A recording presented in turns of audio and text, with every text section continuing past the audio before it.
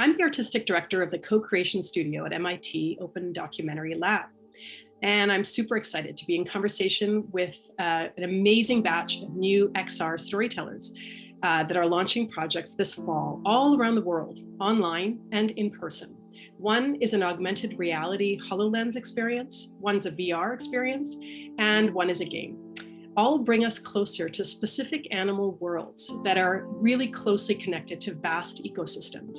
And in doing these stories, they reconnect us as audiences, but also as a species across these human-fueled disruptions that have threatened animal existence. Let's go back to you, Elle. What is Samudra, and how does it connect to the overall arc of your gameplay? It literally translates to the body of water, or we can just refer to it as the ocean. In essence, it's about the story of this little kid who fell into the deep sea, all the way to the bottom of the deepest ocean.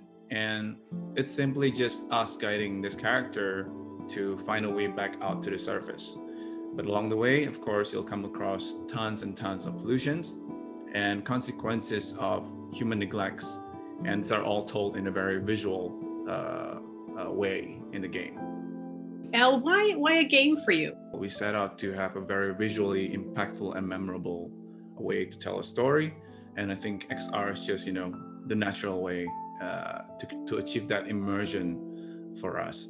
And so we kind of designed this whole game, with the design idea that we are not using any spoken language at all. Everything will be, told throughout visual and audio cue. And this is so that I think audience from different ages group, like adults and kids, they can play together, and even from different kind of language background, they can tune in and just kind of understand it, almost like watching a cartoon, right? Light-hearted kind of delivery, but with a very heavy message. I think the phrase that I like to use all the time is just out of sight, out of mind. So I think, again, echoing Amy and Lena here, I think what we're all trying to achieve is just taking the audience and dropping them right into the situation, right? So in my case, literally the first chapter of the game is called A Drop in the Ocean, because that's what we're doing. We're taking you there, letting you experience all these beautiful things about the ocean, but most importantly, the pollutions that are also present in this post-apocalyptic world of Samudra, right? All the consequences of human neglects, all the remnants that you can see there. Just to kind of make you think about what are we doing right now? What are the things that, are we too late? Is this going to be our future too? Things like that. And hopefully that will kind of kick you off into a state where, like myself, will be pushed into actually doing an action, right? To kind of do something about it. Elle, who are you co-creating with? Yeah, we've been collaborating quite closely here with the local activists, environmental activists. So there are different foundations and non-governmental organizations here in Jakarta, Bali, all over Indonesia. We have achieved a milestone where we successfully pushed for a plastic bag ban finally in Jakarta. And we did that. Not, of course, I am not taking credit for any of this on my own. This is all to do with all the different people, all the different activists has been working on this very hard for many years.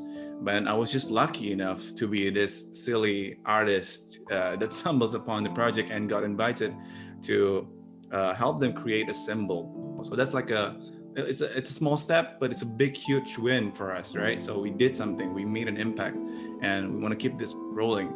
And this is what the collaboration is all about for us. You're deeply embedded in movements on the ground, in the ocean, but also it sounds like with some pretty high-level politicians. So that's a pretty incredible place for an artist to be doing cutting-edge work. So that's amazing. But I don't do politics, so I know you don't do it, but you're embedded in that ecosystem, which is amazing. But what an inspirational story! I'm very familiar with your project, and I hope that my project can have just somewhat of the impact that yours does and your team as well. So congrats on that. That's something to aim for. You're setting the bar really high. That's amazing. Yeah, thank you, Amy. Elle, when your gamers get their little kid up to the surface of the ocean and complete your game, what do you want them to do? I want them to be, first of all, I think to reflect, right? To reflect and kind of to echo what Lena just said, to kind of be more mindful about their surrounding, just to be more aware and then take action after that. We are certainly not a data-driven studio or company. We're emotionally driven, in fact, right? But we do have, like, as I've explained before, we collaborated with different activists to have a credible base on what we want to tell, what kind of story we want to tell. And so everything that we do from our project, not just Samudra, but our workshops, our art installations, anything, the profits that we get will channel back into the collaborations that we do with all of these activists. So yeah, there will be, if you can support this project, that will be great. And, or you just go out there and do your own thing. I'm just a gamer, but I can be involved in this type of parades. For me, it's just it's a dream, right? Like, it's just an unforgettable experience.